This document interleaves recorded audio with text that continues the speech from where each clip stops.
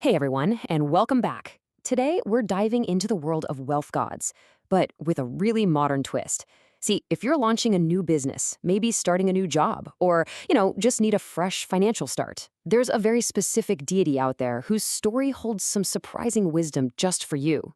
So, when you hear God of Wealth, what do you picture? I'm guessing it's one specific powerful figure, right? Kind of formidable, bearded guy, probably riding a black tiger. That's the popular image for sure, but it's only a tiny piece of the real story. The reality is actually way more interesting. It's less of a solo artist and a lot more like a divine supergroup. Yeah, let's call them the God of Wealth boy band. The famous Zhao Gongming, he's like the CEO, the main man, but he's got four key members working with him, and each one is in charge of a different direction: north, south, west, and, our guy for today, east. And that brings us to the star of our show, the East God of Wealth, Zhao Sheng. Now, his formal title is pretty cool. It's the Eastern Treasure-Bringing Heavenly Venerable. And as that name suggests, his specialty is helping bring new things, new treasures into the world. So why the East? What's the big deal? Well, in traditional five-element theory, the East corresponds to the element of wood. And what does wood symbolize? Spring, new life, growth. You see where this is going. This makes Xiaosheng the absolute perfect patron for entrepreneurs, for salespeople, really for anyone who's embarking on a new venture. He's the one you turn to when you need to get things off the ground. But here's the thing. His story is not what you might expect. He wasn't some god of commerce from the get-go. Nope. His journey from a quiet, reclusive hermit to a full-on divine warrior is one of the most unexpected, frankly, awesome tales in the entire pantheon. Before all the god stuff, Zhao Sheng was just living a quiet life on Wuyi Mountain with his best friend Cao Bao. I mean, their days were filled with tea, chess, and meditation. It was basically the ideal retirement. But that peace was completely shattered when a massive divine battle featuring the warrior Zhao Gongmin literally landed on their doorstep. Now, Zhao Sheng wasn't looking for a fight, not at all. He and his friend were just watching this epic battle unfold when they noticed something. Zhao Gongming was basically being a bully, just completely overpowering his opponent. And seeing that injustice, they felt they had to do something. They had to intervene and try to level the playing field. And this is where the story gets really good. Because when the all-powerful Zhao Gongming turned his weapons on Xiao Sheng, our quiet little hermit revealed a secret of his own, a superpower that was purely defensive, but was absolutely, completely unstoppable.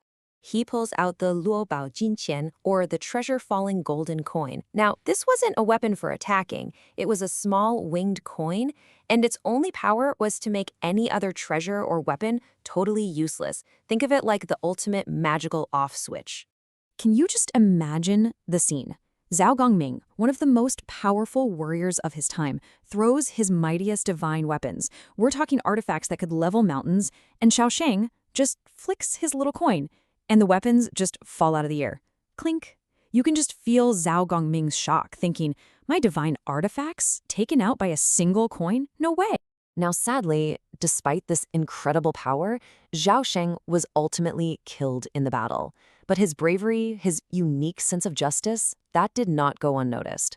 When the time came to appoint the gods, he was honored for his heroism and was deified as the East God of Wealth, tasked with bringing treasures to the mortal world. Okay, so that's the epic myth, but his story is so much more than just a legend. It's kind of like a blueprint. So let's get practical. How can you actually connect with this patron of new ventures? All right, here's a quick cheat sheet for you. The best time to connect with Zhao Xing? Sunrise. You want to tap into that East energy of new beginnings. For offerings, sweets are always a classic. And fruits like pineapple and oranges are perfect because their names are basically puns for prosperity and luck. Oh, and here's a pro tip for you. Add a small potted plant to your offering. It symbolizes the wood element of the East, and it shows you've really done your homework. And the prayer itself can be super simple. You can break it down into a 3-step structure. First, just introduce yourself and your new project. Second, ask for the blessing of his treasure-falling coin to help clear away any obstacles in your path. And finally, ask for your new venture's fortune to rise up strong and steady, just like that morning sun. So beyond all the ritual, the story of Shaoseng is just packed with timeless wisdom for modern financial strategy. This is where the myth really becomes a manual for success today. So, that treasure falling coin, the most important lesson it teaches isn't about attacking, it's all about defense. In modern finance, we have a name for this. It's called risk management. Xiao Sheng's story is basically teaching us that before you even think about aiming for huge profits, you have to protect your initial investment first. Don't let the market confiscate your capital before you even have a chance to grow it. And what about that God of Wealth boy band? Well, it's an ancient metaphor for what we call resource integration. See, Jia Sheng is powerful, yeah, but his true influence comes from being part of a team. In today's world, trying to go it alone is just inefficient. Real, massive success comes from collaboration, from pooling your resources together.